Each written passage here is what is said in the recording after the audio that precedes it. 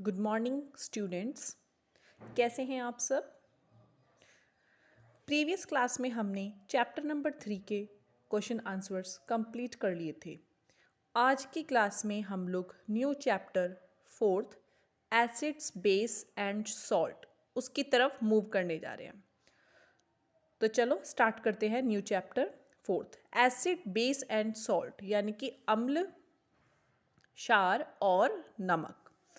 Acids, अम्ल क्या होता है। द वर्ड एसिड, जो एसिड वर्ड है वो लैटिन वर्ड एसिडस से निकाला गया है, डिराइव्ड है, जिसका मतलब क्या होता है, सोर, मतलब खट्टा।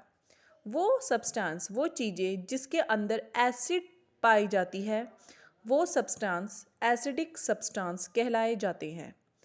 देयर आर सम एसिड, ऐसे बहुत सारे एसिड है जो हम लोग अपनी दिन प्रतिदिन के जीवन में इस्तेमाल में लेके आते हैं, जैसे कि एसिटिक एसिड यानी विनेगर, सिरका, टार्टरिक एसिड, टैमरिन, इमली, लैक्टिक एसिड, दही, सिट्रस फ्रूट जिसके अंदर एस्कॉर्बिक एसिड पाया जाता है, जैसे हमारा होता है लेमन, आंवला, इनमें या फिर ऑरेंज, इनमें सिट्रस, ये सारे सिट्रस फ्रूट है, इसमें एस्कॉर्बिक एसिड पाया जाता है।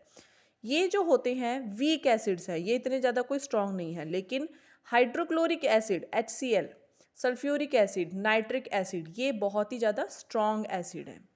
नीचे देखते हैं हम इस टेबल के अंदर, जैसे कुछ एसिड है, एस्कॉर्बिक एसिड सिट्रस फ्रूट में पाया जाता है, एसिटिक एसिड विनेगर, सिरका में, सिट्रिक एसिड नींबू में, लैक्टिक एसिड या तो खट्टे दूध में या फिर दही में, फॉर्मिक एसिड चींटी या फिर जो मधुमक्खी का डंक होता है, टार्टरिक एसिड इमली के अंदर, मैलिक एसिड सेब में, टैनिक एसिड टी में, ऑक्सैलिक एसिड स्पाइनच में यानी पालक में, हाइड्रोक्लोरिक एसिड स्टमक में यानी कि पेट में। एसिड्स जो होते हैं उनका जो नेचर, उनका प्रकृति कैसे होती है, क्षयकर, यानी कि ये चीज़ों को नष्ट कर देते हैं। जो ज़्यादा स्ट्रॉन्ग एसिड होता है वो चीज़ों को ख़राब कर सकता है, जैसे कि दे में बर्न अवर स्किन, वो हमारी स्किन को जला सकते हैं अगर छुएं तो। That's why you are instructed not to touch the toilet cleaners, इसीलिए जो टॉयलेट साफ करने के हार्पिक होते हैं उसमें इसीलिए लिखा होता है कि हमें इसे टच नहीं करना, क्योंकि उनके अंदर बहुत ही ज़्यादा स्ट्रॉन्ग एसिड होता है, और अगर हम टच करेंगे तो फिर उससे हमारा हाथ जल जाएगा। हाइड्रोक्लोरिक एसिड जो कहाँ प्रेजेंट होता है, हमारे स्टमक में, हमारे पेट में। It helps us to digest the food, ये हमारे खाने को पचाने में हेल्प करता है। लेकिन कई बार जब हमारे स्टमक में, पेट में एसिड, अम्ल बहुत ही ज़्यादा एक्सेस, अधिक मात्रा में सिक्रीट होता है, तो हमें पेट में जलन जैसा महसूस होता है। तो हम इस कंडीशन को क्या बोलते हैं, एसिडिटी होना, यानी कि हमें एसिडिटी हो गई है। एसिड्स को हम कभी भी बेटा मेटल कंटेनर्स में, यानी कि जो जैसे कि स्टील के या फिर किसी भी तरह के हम मेटल के कंटेनर में नहीं रखते, क्योंकि वो मेटल के साथ रिएक्ट करते हैं। इसलिए हमेशा एसिड्स को कांच से बने हुए बर्तनों के अंदर ही रखा जाता है। Acids give a hydrogen ion, acid से हमें हाइड्रोजन प्लस आयन मिलता है। कई बार जब गैसेस, एसिड की जो गैसेस होती है, जब वो हमारे एटमॉस्फेयर में फैल जाती है, तो वो हमारे पानी की जो बूंदें जो एटमॉस्फेयर में प्रेजेंट है उसके साथ वो घुल जाती हैं और एक तरह का वीक एसिड बना देती हैं, जो कि वापस रेन के फॉर्म में, जब बारिश होती है तो बारिश के साथ वो रिएक्ट करके वापस नीचे आती है, और इस कंडीशन को हम लोग एसिड रेन कहते हैं। The acid that occur naturally, ऐसे एसिड जो कि प्रकृति में पाए जाते हैं, जैसे सिट्रस फ्रूट हो गया, इमली का हो गया, ये सारे ऑर्गेनिक होते हैं, मतलब हमें नेचर से मिलते हैं। जबकि HCl, सल्फ्यूरिक और नाइट्रिक एसिड, ये हम खुद बनाते हैं, तो ये मिनरल एसिड्स हैं। ऑर्गेनिक एसिड जो होते हैं वो बहुत ही कमज़ोर एसिड होते हैं, जबकि जो मिनरल एसिड होते हैं वो बहुत ही ज़्यादा स्ट्रॉन्ग होते हैं, और इन्हें हम इनऑर्गेनिक एसिड भी कहते हैं। सबसे स्ट्रॉन्ग एसिड कौन सा होता है, हमारा सल्फ्यूरिक एसिड H2SO4, जो सबसे ही स्ट्रॉन्ग एसिड है। बेस यानी कि क्षार, बेस जो होता है वो छूने में बहुत ही, मतलब कि चिकना चिकना, सोपी, जैसे साबुन का टच होता है ना, वैसा टच होता है और कड़वा होता है स्वाद में।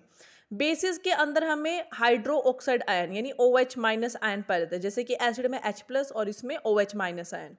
बेसिस कैसे बनाए जाते हैं, जब हम पानी के अंदर कोई भी मेटल ऑक्साइड को डालते हैं और वो उसमें डिजॉल्व हो जाता है, घुल जाता है, तब हमें OH माइनस आयन मिल जाता है।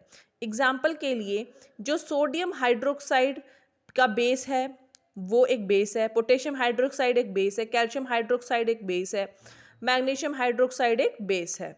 These are found in soap, ये हमें कहाँ मिलते हैं? साबुन में, बेकिंग सोडा जो हम यूज में लेकर आते हैं घर में, वॉशिंग सोडा कपड़े धोने के लिए, और टूथपेस्ट एक्सेट्रा में। Caustic soda is the chemical name of sodium hydroxide, sodium hydroxide को हम कास्टिक सोडा के नाम से भी जानते हैं। कास्टिक पोटैश को हम, पोटेशियम हाइड्रोक्साइड को हम कास्टिक पोटैश के नाम से जानते हैं। स्लेट लाइम जो होता है वो कैल्शियम हाइड्रोक्साइड का ऑल्टरनेट नेम है।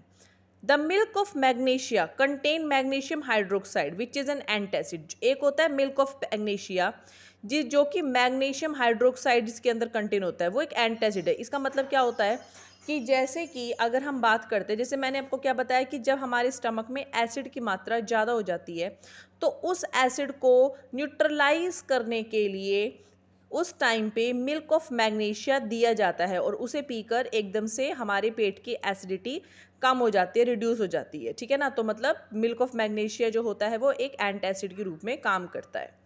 Base neutralize the effect of acid, जो बेस होता है वो हमारे बॉडी में एसिड के इफेक्ट को कम करता है। बेसिस कमज़ोर होते हैं और स्ट्रॉन्ग भी होते हैं, ये डिपेंड करता है।